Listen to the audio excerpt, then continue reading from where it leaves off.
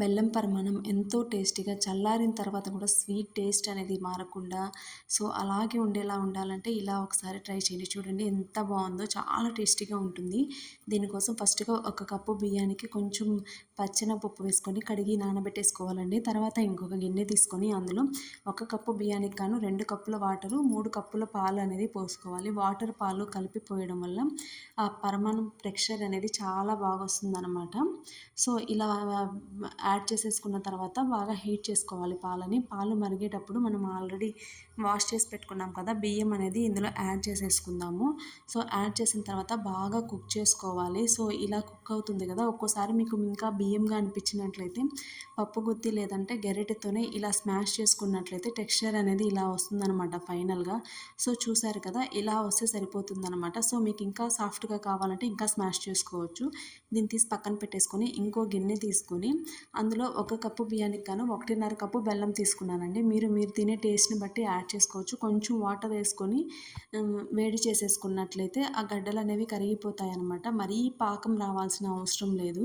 Just ఇలా కొంచెం medium ఫ్లేమ్లో పెట్టేసుకొని వేడి చేసుకున్నట్లయితే బెల్లం అంతా కరిగిపోతుంది. నేను ఆల్రెడీ కట్ చేసి పెట్టి వేసుకున్నాను బెల్లము. సో కాబట్టి అది తొందరగానే కరిగిపోతుంది. సో ఇలా చూసారు కదా, కొంచెం తీగ పాకం వచ్చేంత వరకు మనం మీడియం ఫ్లేమ్లో బెల్లాన్ని అనేది హీట్ చేసుకోవాలన్నమాట. సో చూసారు కదా, కొంచెం తీగ పాకం వస్తే సో అలాంటప్పుడు మాత్రమే మనం చల్లారినా కూడా బెల్లం అనేది పరిమాణంలో కలిసిపోయి నీళ్ళుగా కాకుండా ఉంటుందన్నమాట.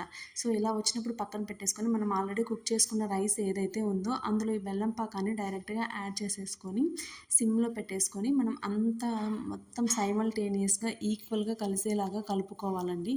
సో ఇలా చూస్తున్నారు కదా, సో ఇలా ఇందులో వేసేసుకొని నీట్గా కలిపేసుకొని మొత్తం మిక్చర్ అనేది ఇలా కలిసిపోతుందన్నమాట.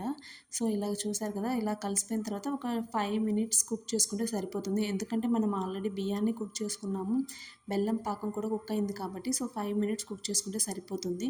తర్వాత వచ్చేసి ఒక ప్యాన్ తీసుకొని అందులో కొంచెం నెయ్యి వేసేసుకొని డ్రై ఫ్రూట్స్ అనేవి ఫ్రై చేసేసుకుందాము. సో ఇలా మీకు ఏ డ్రై ఫ్రూట్స్ కావాలంటే అవి వేసుకోవచ్చండి.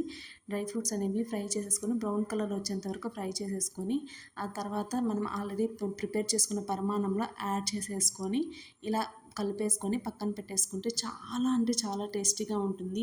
ఏదైనా ఫెస్టివల్స్ అప్పుడు ఫాస్ట్గా చేసుకోవాలి, లేదంటే ఇంట్లో ఎప్పుడైనా దేవుడికి నైవేద్యంగా పెట్టుకోవాలి అనుకున్నప్పుడు ఇది చాలా యూస్ఫుల్ అవుతుంది. ఈవెన్ చల్లారినా కూడా టేస్ట్ అనేది మారదు. సో ఇలాంటి మరిన్ని వీడియోస్ కోసం మన ఛానల్ని సబ్స్క్రైబ్ చేసుకోండి. Thanks for watching.